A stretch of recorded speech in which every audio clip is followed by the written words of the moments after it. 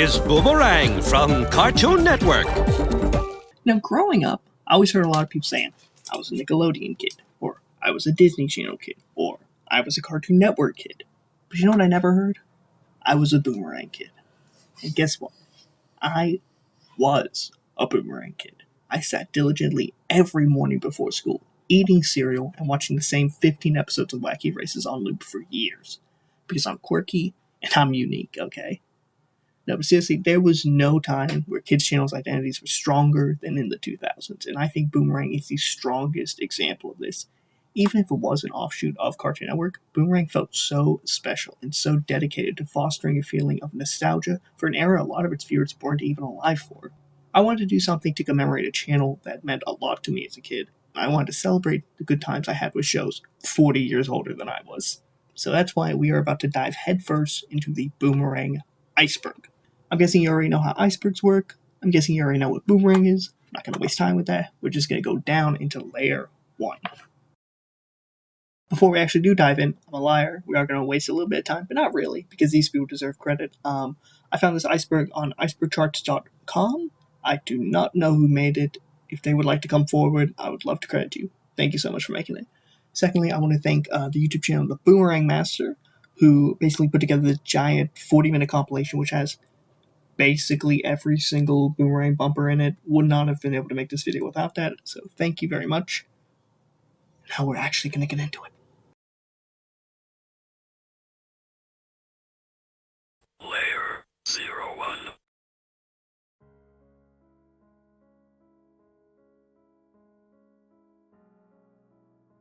Pretty simple one to start us off here. From basically its inception, Boomerang's logo remained the same. It was this baby blue colored bee that was shaped like a boomerang. And this, along with a lot of the iconic branding that people associate with the channel, only lasted until January 19th, 2015. So, like a month before its 15th anniversary. They completely revamped the look and the feel of the channel. There's actually videos of the swap over from the original logo to the new one, which is just like a pizza box with a bee on it. It's not very good. But yeah, they aired one final vignette with the original logo. They aired a little short, and then after that, boom, it was into the new look, into the new logo.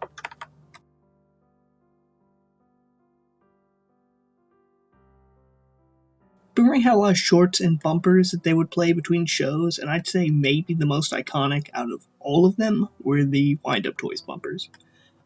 There were a lot of these, all featuring different Hanna-Barbera characters in them. You had Yogi Bear, Huckleberry Hound, the Flintstones, Top Cat.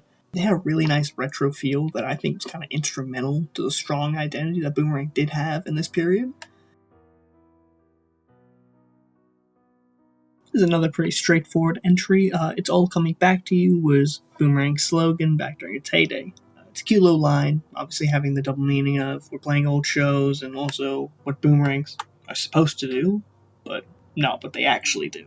Boomerang, it's all coming back to you.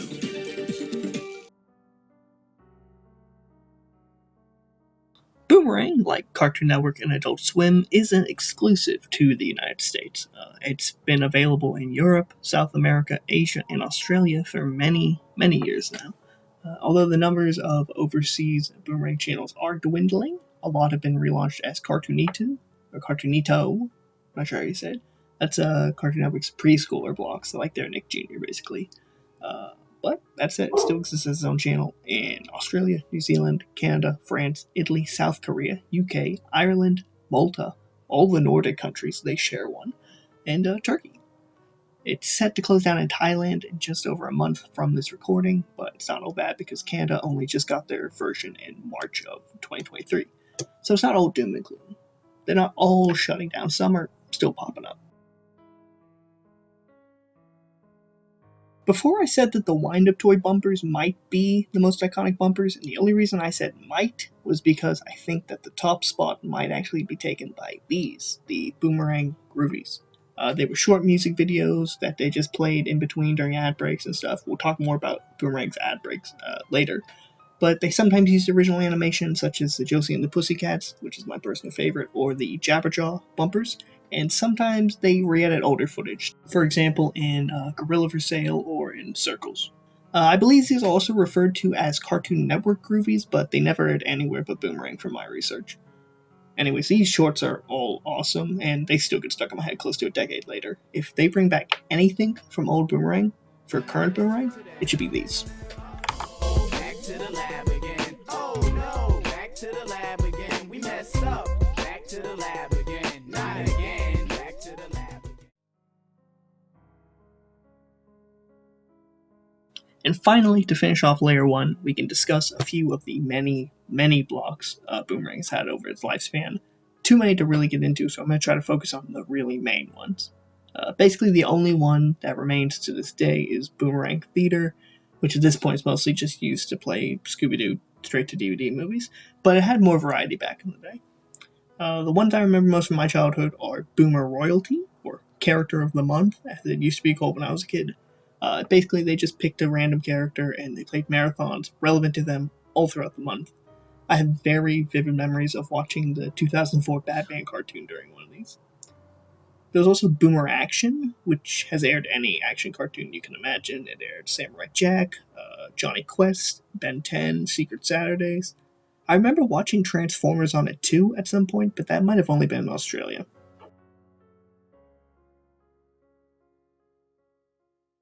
Layer 02.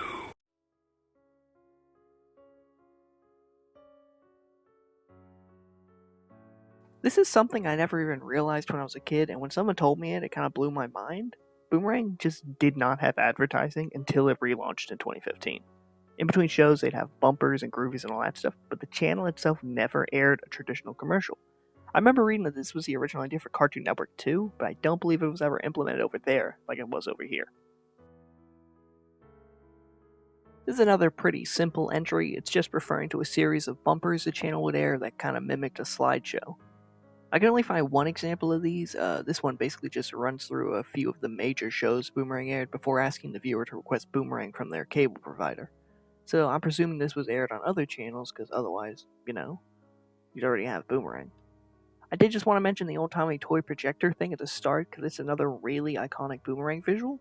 You see it before a few Boomerang groovies and stuff like that. There's been a few entries on the Iceberg I've skipped so far that mainly just say Boomerang aired Scooby-Doo or Boomerang aired Popeye, which just aren't very interesting, so, I skipped them. But I figured this one was actually worth mentioning. In recent years, the quantity of shows Boomerang airs has dropped drastically to pretty much being an all-day rotation of Looney Tunes, Tom and Jerry, Scooby-Doo. Sometimes you get some, 2000s cartoons around midnight, but it's mostly those three it's relegated to. Things have gotten a bit better in the last year or so, though, with Top Cat, Yogi Bear, Flintstones, and the Jetsons all joining the regular lineup, but the majority is still dominated by those big three. In 2017, Boomerang launched its own streaming service app, which is basically exactly what you'd think it would be. It's about $6 a month, and it doesn't have the most robust catalog, but as far as streaming Hanna-Barbera cartoons, it is definitely your best bet. They definitely try to seem to have more than they do, though, since they've split Bugs Bunny, Foghorn Leghorn, and Daffy Duck off into their own menus. Juniper Lee is also on here for some reason, but it's not on HBO Max. I'm frankly a bit shocked the entire app hasn't been folded into HBO Max in general, but, maybe that's a good thing. Boomerang eventually adopted newer cartoons into the lineup, first with Dexter's Lab in 2006, and slowly but surely adding more as time went on. As I said a few entries ago, most of these 90s and 2000s shows are relegated to the graveyard shift now, stuff like Foster's Home, Ben 10, and Chowder airing late at night. I do wonder whether Adult Swim's new Checkered Past block will mean more or less cartoons airing on Boomerang going forward. Either way, I don't have much of a problem with shows kind of graduating to Boomerang. Time passes, they get older, it makes sense to put them on the Nostalgia channel. Now, while I was just saying I don't have a problem airing older or finished shows on Boomerang, I think everyone who appreciated what the channel stood for started to see signs of station drift happening when shows that were still airing on Cartoon Network started to fill up time on Boomerang. The Amazing World of Gumball, Steven Universe, and Teen Titans Go all aired on the channel while still actively premiering on Cartoon Network. Also, DC Superhero Girls, but even though they haven't aired a full episode of it in over a year on Boomerang, you'll still see a little bumper for it almost every ad break, I swear. Regardless, it just came across a bit lazy and soulless every time a current CN show was filling up slots on Boomerang. Before the new logo and general channel overhaul in 2015, the original Boomerang announcer was Jeff Bergman, who was kind of doing a Don Messick impression, which was ripped straight from some of the cartoons that actually aired on the channel. You're watching Boomerang from Cartoon Network. But, come 2015, to coincide with the other major changes, he was replaced with Colin Dean, who Cartoon Network fans will most likely recognize as Gregory from Over the Garden Wall. Next, it's more Baby Looney Tunes on Boomerang. Well, then I better take a nap too. I need to dream up a good way of leading us home. Not too much to say here. The 2015 changes seem to prioritize marketing Boomerang towards a younger audience than before, and I think getting a child to announce for the channel was a logical step towards doing that. For some reason, Colin Dean is also listed down in the last layer. I don't know why, but, when we get to the last layer and I don't mention that, that's why. Another change that happened around January 19th was Hanna-Barbera taking a back seat on the channel, with the exception of Scooby-Doo, of course. That's not to say it never aired any of these Hanna-Barbera shows ever again, but it definitely became more of a rarity. Stuff like Josie and the Pussycats, that formerly was pushed as one of the main shows on the channel, hasn't been aired in like 3 years now. Like I said, however, there seems to be an active attempt at reverse this lately with Top Cat, Yogi Bear, Flintstones, etc. returning to the lineup, so hopefully we see even more variety in the future.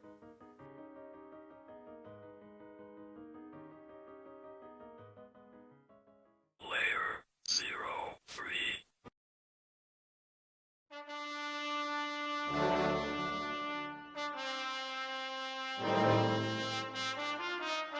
I couldn't actually find much on this, but I did check the schedule for a few days of Boomerang programming, and most of the Looney Tunes shorts at play are from the 1950s. But it's not like a monopoly. There's a few from the 40s, 60s, and even one or two from the 80s and 90s in there too. I think this might just be a case of the 1950s perhaps being the most popular era for the entire show, but truthfully, I don't know any specific reason why there would be this bias. Like I mentioned when I spoke about the blocks in more detail, the only one that actually survived the January 19th culling was Boomerang Theater, which also had its presentation stripped back significantly to the point where it's less of a block and more of them just airing a movie. The only real sign it is a block is this one ad from 2015 they still run, and the fact that a movie will consistently play at the same time. Besides that, there's not really any special gravitas to it like there used to be. Basically, this is just a very common practice. It happened recently when Disney Plus launched, and a lot of old Simpsons episodes were all zoomed in, it cut out a lot of visual gags and stuff.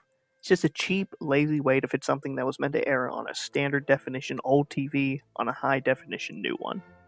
This is me later in the edit. I think the picture said 4:9. It's meant to say 4:3. You can see it in the video that I'm using. It's meant to be 4:3 to 16:9.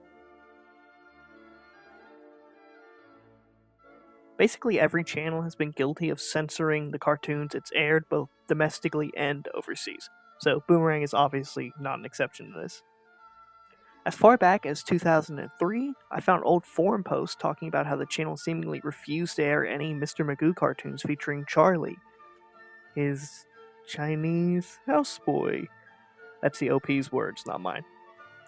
The example linked by the Iceberg itself is from the 1944 Looney Tunes short, Swooning Crooner, which is basically just a parody of a bunch of famous singers from the time, your Bing Crosbys or your Cab Callaways. But when it actually aired on Boomerang, they edited out a parody, which was of Al Jolson.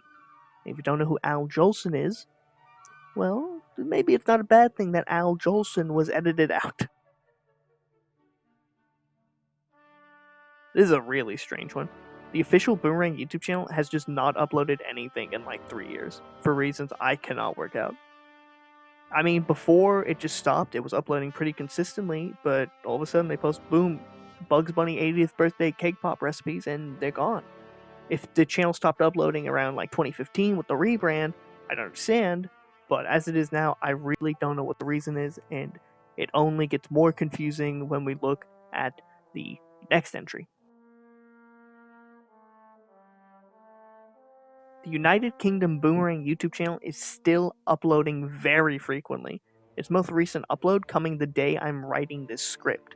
If I had to guess why the YouTube channel is still chugging along while the US one has stopped, There's a few reasons maybe. The channels are kind of disconnected. You'll see later that their logos are even different. The branding's kind of different. But if I also had to guess a second reason, it's probably because the highest viewed video on the American channel has about 6 million views.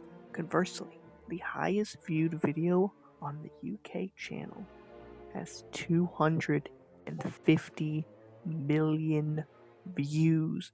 That is over 40 times more. And it's not just that one. Multiple of these videos have hundreds of millions of views. The money must be crazy. That's the only reason they could be keeping this one open and not the other one. I don't know. I got no idea. I got no idea. It's a mystery. In July of 2014, Christina Miller was named president and general manager of Cartoon Network, Boomerang, and Adult Swim. She's generally named as a head honcho behind the whole 2015 rebrand I've been babbling on about constantly this whole video. Obviously, it's going to make her an unpopular figure among the more vocal cartoon fans online. Just looking up her name, I swear to God, I found multiple hate videos. She was the leader of the network at the time, so any changes are going to be attributed to her. But frankly, I'm just of the mindset that if you look at how cable TV trended in the 2010s, it was going to happen regardless of who was president. Pretty basic one to finish off layer 3. In the UK, Boomerang had a pretty unique logo from the American one we're used to from 2004 to 2015. We all know what happened then. I don't hate this UK logo or anything, but I just think it's pretty boring compared to the more common one most of us would know.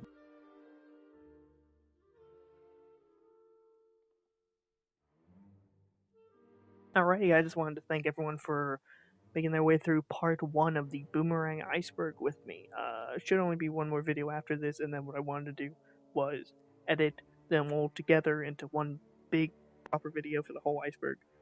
And I'll probably go back and redo the voice for the intro in part 1 because obviously the audio quality, I'm not going to pretend like it's crystal clear now, but it's definitely a lot better than it was at the start. So whenever I get that all together, I'll make the listenable cut. But either way, thank you for sitting through that, sitting through this. I hope you enjoyed this video. I hope you'll join me again in a month or a few weeks or whenever the hell I get out the second part. I've always wanted to make an iceberg videos. Iceberg videos are like my favorite thing on the entire site. I've started so many. Nearly got that Gen Z drama one, but someone else got to it before me, so I said, screw it. But this one, I started. I want to do it. We have about 5 or so more layers left, so like I said, probably just one more video, one more longer video, and then we'll be done with the Boomerang Iceberg. And then maybe we'll go on to another one. I don't know what we'll do. But this is probably the biggest video editing task I've taken on thus far in my life. But I've had a lot of fun doing it, and I hope you can see me kind of learn my tools as it goes on, to give it too much reference. But anyways, thank you for watching. I hope you enjoyed, and I hope you'll enjoy the second part whenever that's out, hopefully soon. Thank you for watching.